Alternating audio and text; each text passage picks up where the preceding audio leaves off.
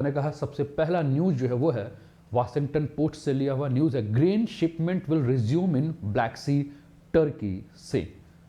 Black Sea grain shipment और Turkey, जब इसके बारे में हम चर्चा कर रहे हैं तो हमें देखना होगा कि ये समाचार जो है वो क्यों इंपॉर्टेंट आ रहा है, और वाशिंगटन पोस्ट से जब इस समाचार को लिया गया है तो क्या सोच के इस समाचार को जो है वो लिया गया है, इस पर हम बात जो है वो करेंगे। ठीक है ना। तो दोस्तों न्यूज़ आपको देखने को मिल रहा है, और Russia commits to deal that has safeguard global food security. Russia और यूक्रेन की घटना जो है वो, इससे आप सभी वाकिफ हैं, और आप ये भी जानते हैं कि रशिया और यूक्रेन जो है वो अनाज की मंडी है, चाहे वो जौ का हो, चाहे गेहूं का हो, चाहे सूरजमुखी का हो। लेकिन यूक्रेन और रशिया के बीच में जिस प्रकार से फरवरी से लेकर अभी तक यानी कि 8 महीने से जिस प्रकार से खींचतान चल रही है, विश्व में खाद्य संकट की समस्या धीरे धीरे उभर रही है।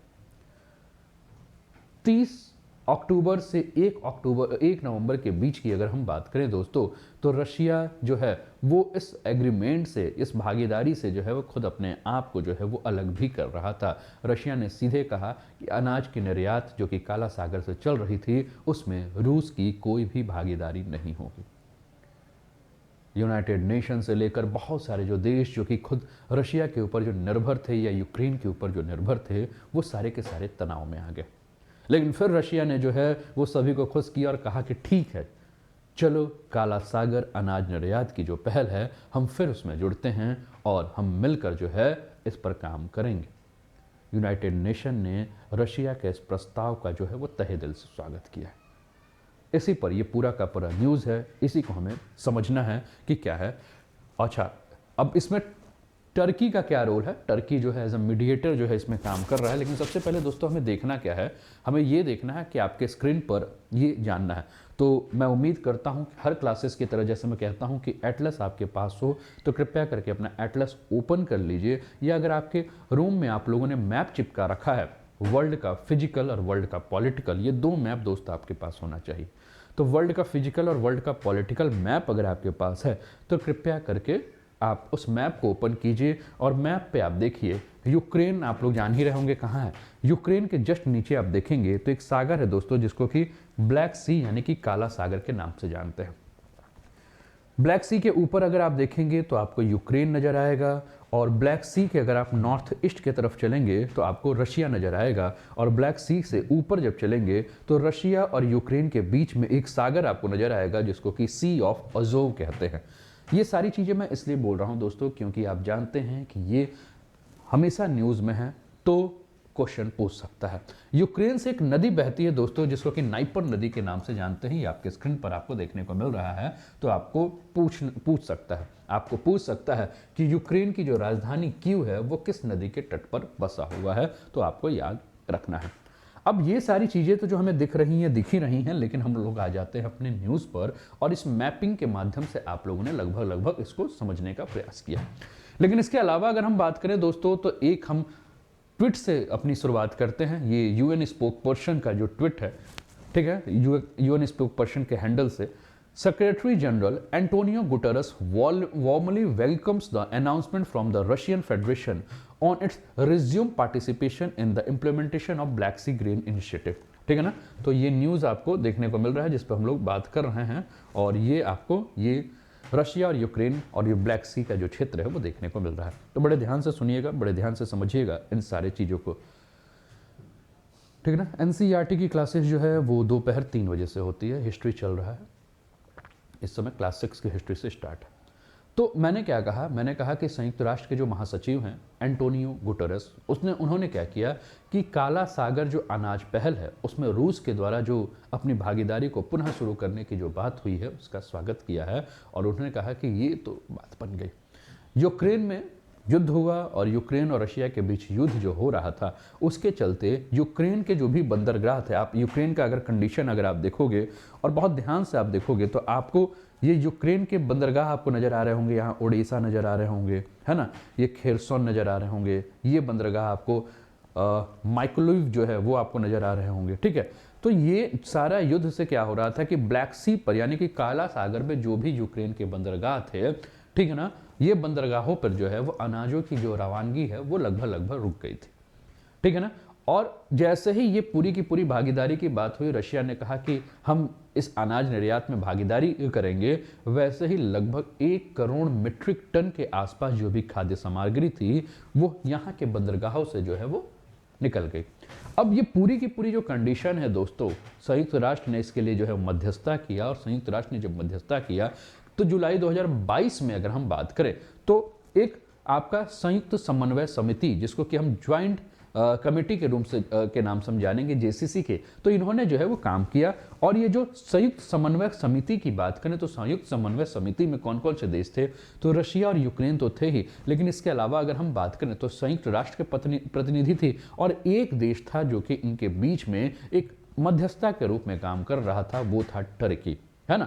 तो बार बार तुर्की या टर्की की अगर हम बात करें तो टर्की जो है एक मध्यस्थ के रूप में रशिया और यूक्रेन के बीच के तनाव को समाप्त करने का कोशिश कर रहा था, लेकिन टर्की के अलावा अगर हम बात करें तो कोई भी देश इतने बढ़ चढ़कर जो है इनके बीच में मध्यस्थता करने नहीं आया, है ना। सभी देशों ने ये सोचा अपने अपने हिसाब से सारे देश जो है वो कह रहे थे कि आप जो है युद्ध मत करो, आप युद्ध मत लड़ो, लेकिन किसी ने भी जो है अगर हम बात करें तो कोई भी मध्यस्थता करने नहीं आ रहा था।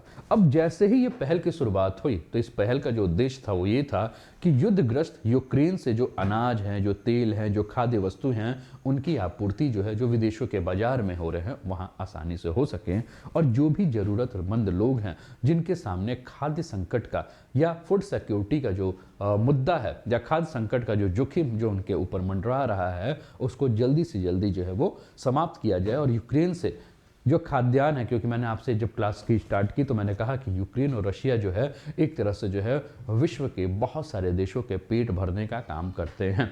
तो बहुत सारे जो देश हैं जिनकी निर्भरता है इनके ऊपर, उनको क्या किया जाए, खाद्य आपूर्ति के माध्यम से जो है उनकी मांग को जो है वो पूरा किया जाए।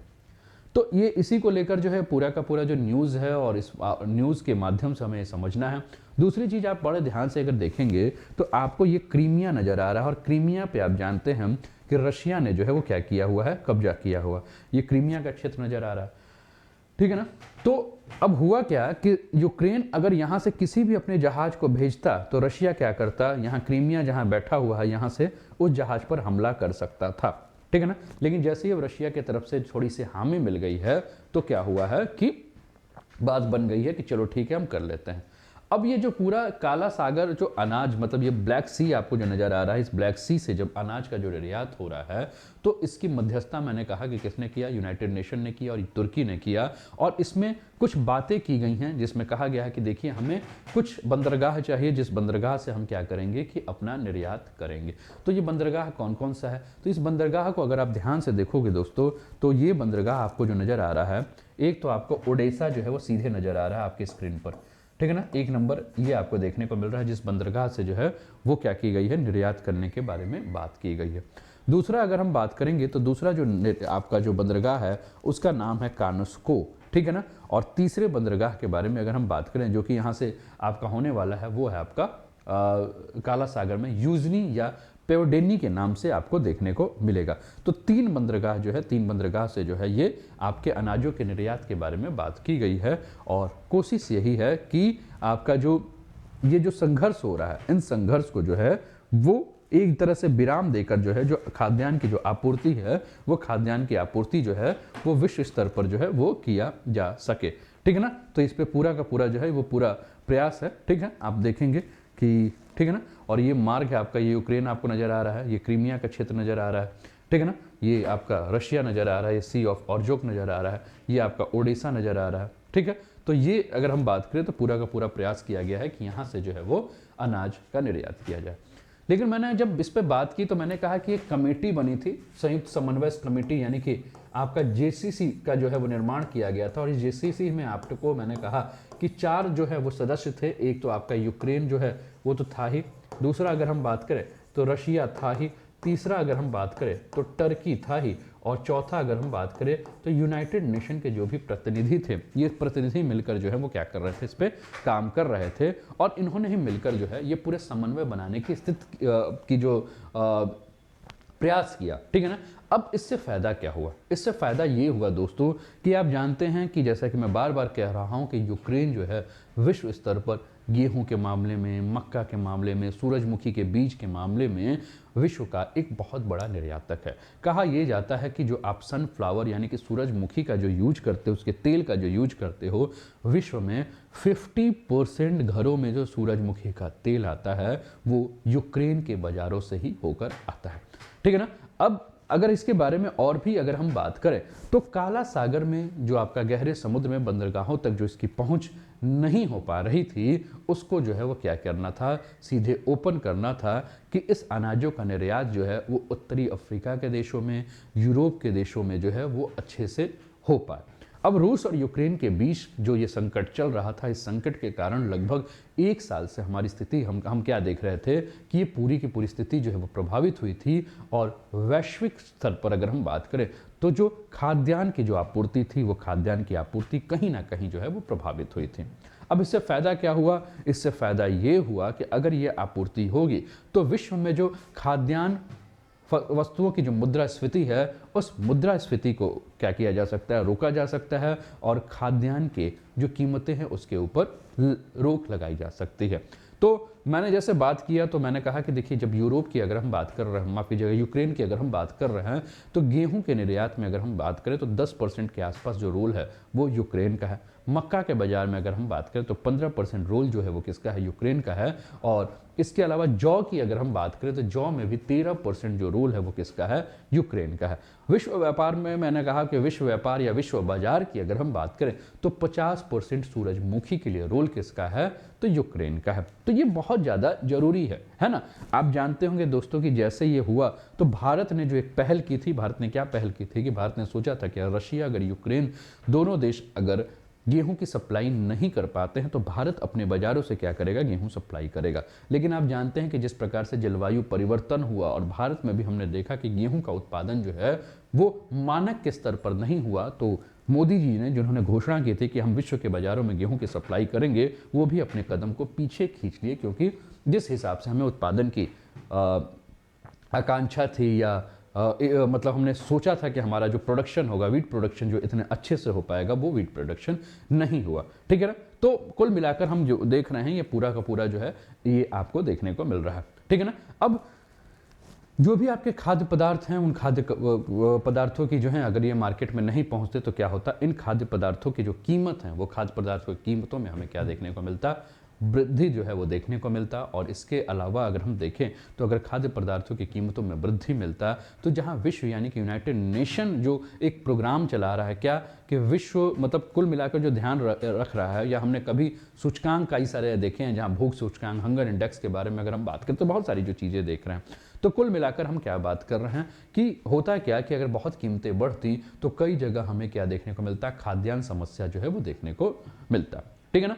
अब इस व्यापार के रणनीतिक लाभ क्या होंगे, तो दोस्तों अगर हम बात करें तो जैसे हमने कहा कि मक्का है, गेहूं है, आपका सूरजमुखी है, ठीक है ना। अब इसके आय कौन करते हैं, तो इसको जो इंपोर्ट करते हैं, है ना, तो उच्च आय वाले जो भी देश हैं वो इसको क्या करते हैं, इंपोर्ट करते हैं, जैसे कि नीदरलैंड हो गया, इटली हो गया, ठीक है ना। इसके अलावा अगर हम बात करें तो मिस्र हो गया, ईरान हो गया, सूडान हो गया, कीनिया हो गया, और इसके अलावा चीन और बुल्गारिया जो है वहां तक भी जो है इसका निर्यात जो है वो किया जाता है। ठीक है ना। अगर ये होता नहीं तो इन सारे देशों के पास जो है वो समस्या क्या आ जाती है, इन सारे देशों के पास खाद्यान्न की समस्या हमें देखने को मिलती। ठीक है ना। अब थोड़ा सा ये ब्लैक सी जो है इसका अगर आप बहुत ध्यान से देखेंगे, ठीक है ना, तो ये आपको मैप पे देखने को मिल रहा है कि ये ब्लैक सी जो है अगर आप देख रहे होंगे और यहाँ आप ओडेसा नज़र आ रहे होंगे तो, और यहाँ आपको टर्की नज़र आ रहा है, ठीक है ना, ध्यान रखिएगा। ये आपको यूक्रेन नज़र आ रहा है और ये आपको रशिया नज़र आ रहा है, ठीक है ना, आप बड़े ध्यान से देख रहे होंगे। अब रशिया, यूक्रेन और ये टर्की आपको जो नज़र आ रहा है, टर्की के जब ऊपर देखेंगे तो आपको ब्लैक सी नज़र आ रहा है। तो कहीं ना कहीं टर्की अगर ब्लैक सी के बारे में बात कर रहा है कि यहाँ से किया जाए, तो उसका कहीं ना कहीं उद्देश्य क्या होगा कि अपनी सीमाओं को भी बचाना है। ठीक है ना। क्यों? क्योंकि अगर ब्लैक सी पे हमने देखा था कि रशिया जो वॉरशिप हैं, ठीक है ना, ये ब्लैक सी वाले एरिया पे जो है इन्होंने घेरा बना रखा था और किसी भी प्रकार के निर्यात को जो है वो रोक के रखा था, और एक डर के मारे जो है वो निर्यात भी नहीं हो रहा था कि अगर निर्यात होगा तो कहीं रूसी जो है वो इस पर हमला भी ना कर दे। और अगर आप मार्क देखेंगे, अगर आपको इमेज में बहुत सही से समझ में आ रहा होगा तो आप देख रहे होंगे कि ये आपके स्क्रीन पर जो है वो आपका जो है वो समुद्री मार्ग जो है नजर आ रहा है। यहाँ आप क्या देख रहे होंगे, इस जगह पे आपको ये लीबिया नजर आ रहा है, ये इजिप्ट नजर आ रहा है मैप में, तो ये आप जानते हैं कि ये आपका अफ्रीका का जो है, अफ्रीका कॉन्टिनेंट जो है, अफ्रीकन कॉन्टिनेंट जो है, अफ्रीका महाद्वीप जो है वो आपको देखने को मिल रहा है, ठीक है ना। तो ये आप देख रहे होंगे और कि आपको ये जो है वो आपको ग्लोबल शिपिंग फ्लो जो है देखने को मिल रहा है। और 95% ऑफ यूक्रेन ग्रेन जो होते हैं उन 95% के आसपास जो यूक्रेन का जो फूड सप्लाई होता है या ग्रेन सप्लाई जो होता है वो आपका ब्लैक सी के माध्यम से होता है। और 50% of Ukraine wheat export went to MENA region in 2020, ठीक है। तो हम देख रहे हैं कि ये सारा जो चीज़ है वो हमें देखने को मिल रहा है और क्यों आवश्यकता थी इस पर भी आप समझ रहे होंगे, ठीक है। तो ये पहला न्यूज़ था दोस्तों। हाँ, एक प्रश्न आपके दिमाग में आ रहा होगा, जो प्रश्न क्या है कि ये टॉपिक जो है वो किस पेपर के लिए इंपॉर्टेंट है। तो सबसे पहले तो जीएस पेपर 2 में अगर आप आइएगा तो जीएस पेपर 2 के लिए भी ये टॉपिक आपका इंपॉर्टेंट है, क्योंकि यहाँ हम आईआर के मुद्दे पर बात कर रहे हैं। लेकिन इसके अलावा किस पेपर के लिए इंपॉर्टेंट है, तो इसके अलावा जीएस पेपर 1 तो आप देख ही रहेंगे जब हम बार बार मैपिंग की बात कर रहे हैं, तो जीएस पेपर 1 यानी कि ज्योग्राफी के लिए भी ये टॉपिक बहुत इंपॉर्टेंट है। और ज्योग्राफी में आप जान रहे हैं कि हम मैपिंग वाला जो सेक्शन है उस पर हम बात कर रहे हैं। इसके अलावा ये टॉपिक कहाँ के लिए इंपॉर्टेंट है, तो दोस्तों इसके अलावा अगर हम बात करें तो जीएस पेपर 2 में ही अगर हम आएंगे तो जीएस पेपर 2 में एक और भी टॉपिक है, वो है आपका गवर्नमेंट पॉलिसी। और गवर्नमेंट पॉलिसी अगर हम बात करें तो हम बार बार यहाँ एक बात टर्म यूज कर रहे थे, वो कर रहे थे खाद्य सुरक्षा यानी कि फूड सिक्योरिटी की बात कर रहे थे, तो यहाँ के लिए आपके लिए संबंधित है। इसके अलावा ये टॉपिक कहाँ के लिए इंपॉर्टेंट है, तो दोस्तों इसके अलावा अगर हम बात करें तो ये टॉपिक आपका जीएस पेपर 3 से भी संबंधित है। और जीएस पेपर 3 में अगर आप इकोनॉमी वाले सेक्शन में आएंगे, जहाँ मुद्रास्फीति के बारे में बात कर रहे थे, इन्फ्लेशन के बारे में बात कर रहे थे और खाद्यान्नों के चलते इन्फ्लेशन के बारे में बात कर रहे थे, तो वहाँ से भी संबंधित ये टॉपिक आपको देखने को मिल रहा है। तो कुल मिलाकर अगर आप इस विषय को, इस टॉपिक को देखें तो जीएस पेपर 1, 2 और 3 में से जो है वो इंटरलिंक टॉपिक है। और जब तक आप इसको नहीं समझोगे, इसलिए मैं बार बार कहता हूँ कि सिलेबस को प्रिंट आउट निकलवाइए और अपने घर के दीवारों में जो हीरो हीरोइन की फोटो लगाए होंगे आप, उसके जगह पर आप अपने सिलेबस को ही लगाइए, क्योंकि सिलेबस जो है वही आपके लिए जो है महाभारत है, सिलेबस ही रामायण है, सिलेबस ही गीता है, सिलेबस ही कुरान है, सिलेबस ही बाइबल है आपका, जो भी धार्मिक ग्रंथ है। क्योंकि एक यूपीएससी की तैयारी करने वालों स्टूडेंट्स के लिए अगर हम बात करें तो यूपीएससी का सिलेबस जो है उसका धार्मिक ग्रंथ है, वही उसको जो है वो कर्तव्य पथ पर उसके सपनों की तरफ लेकर जाएगा। तो हर स्टूडेंट्स को जो है, अगर आप यूपीएससी की तैयारी या स्टेट पीएससी की तैयारी कर रहे हो मेरे दोस्त, तो आपके जो दीवालें हैं वो दीवालें बोल उठनी चाहिए, है ना, होता है ना, दीवालें बोल उठेंगी, तो दीवालें आपकी बोल उठनी चाहिए आपके सिलेबस के माध्यम से। तो ये पहला टॉपिक रहा, कैसा लगा जरूर बताइए।